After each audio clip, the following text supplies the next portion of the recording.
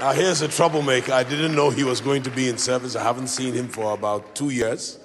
And he was standing in the line to testify. When he takes a microphone, anything can happen. But Naja, you have two minutes. 2 minutes. He's a lawyer and a very adept one. He's an activist and a man of many parts. Listen carefully. Thank you. Church, your pastor has been speaking about Nigeria for a while. A meeting took place in this premises some 2 years or so ago. And Naji, you want to put me into trouble? We've gone past that. I've been waiting on God for himself or any of the other people we went to tell what God was doing to solve these impossible problems. Which problem? The problem of Nigeria.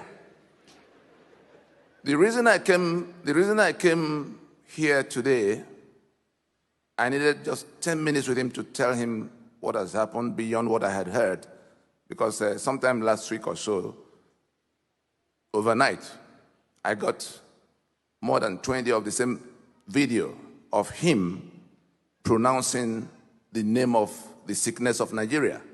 He said it was the constitution and that we shouldn't, that Nigeria is a scam under that constitution and that we cannot get to another change of power, I mean election and people going to government house under that constitution. That video had traveled so much that the people who took 7 months to listen to us in the US in 2019, the decision makers of the United States of America, from Congress to State Department to the executive branch, across the two parties, they began to send that same video to me to say it appears the matter is now at a resolution. In 1 week, we are at Sunday today, between the 28th of April and 30th of April, the world powers who have vested interests in Nigeria, the US, the UK, the European Union, came to the same decision concerning this country.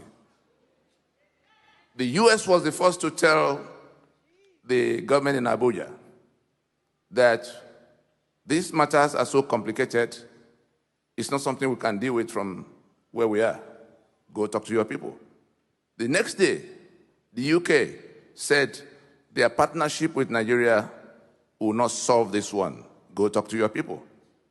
Then, the day after, European Union made it plain, said, this matter, move away from gun. Guns will not solve anything. Not your gun, not our gun. Go to dialogue with the owners of the land and rework the legal instrument. I tell you, the foundation of the problem has been removed. There's nothing anybody's going to do about it anymore. And I just came to church today. I had so many things to do, but I said, before I go to any part, anywhere else, let me come and tell this man of God that his courage in saying what he said, and if you know who else have been told the same thing in this land, but who have been paralyzed by fear from saying it, but it's been said, and by the grace of God, it's been done. That monster tormenting Nigeria is dead. I wanted to meet with him in private to tell him this. But when he was looking around for people who will come to say, this is the biggest thing God has done in the last 50 years, that we will live through this problem and it will not consume us. Pause for a moment.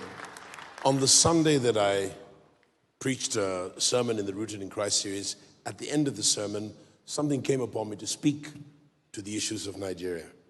And I had no idea that somebody not from House on the Rock would take a 7-minute, 15-second excerpt, and that it would go virulent to the degree that it ended up in Whitehall, it ended up in Washington, D.C., ended up in places that I'm astonished by. I went about my business knowing nothing about how viral it would go. Monday morning, I came to get a workout at the gym here, and I got out of my workout and went to a consultation with the political desk from one of those big 5 nations he mentioned. And I spoke my heart as a stakeholder in Nigeria, whose parents for 2 generations have worked for this country, and this was not the Nigeria they dreamed of.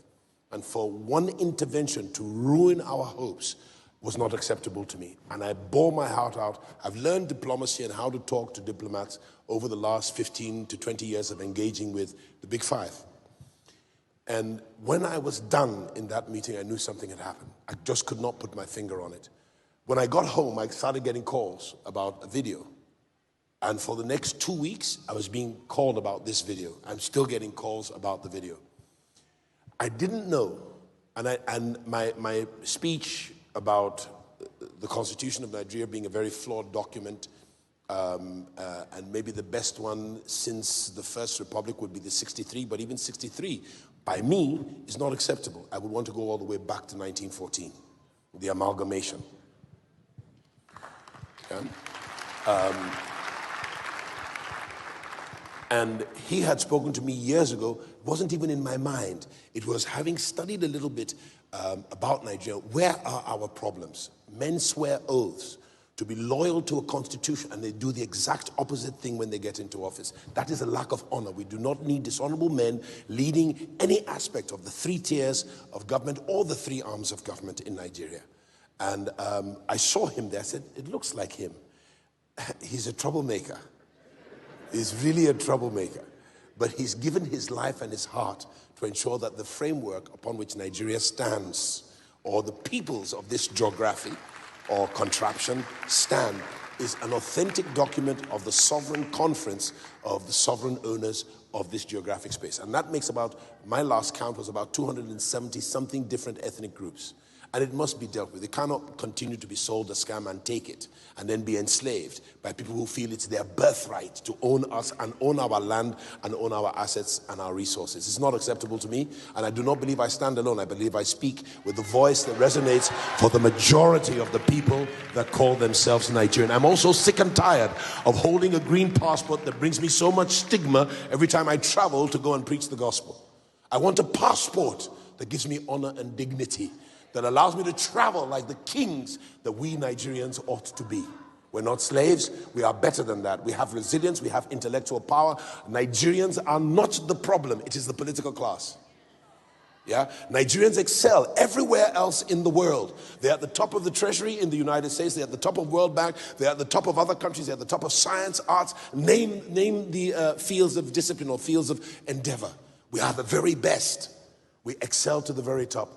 And if we cannot find a political process and develop a political architecture built on a framework that is an authentic document of the wish of we the people, then we do not have a great country. A great country is made from an agreement that becomes a documentation that serves as a foundation for our people.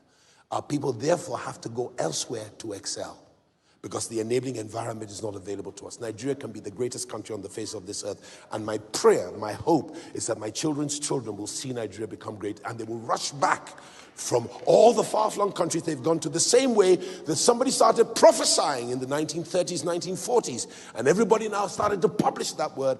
And the Jews came back from all over the world to build their own nation and occupy their own geography and do it with justice and equity. And now they are a world power, when they were not even a people prior to 1940.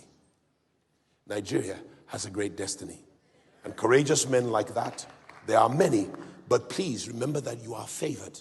So come out of timidity and let's go forward, and let us, without physical weapons, but we have weapons of our spiritual warfare by which we can do damage to the plan of the enemy, destroy the architecture of his intention and his agenda, and build a new process, so that it will not be touts that take over the political class and hence take over government, but it will be the righteous, the best serving the rest, not the worst lording it over the rest. I rest my case. I have to go.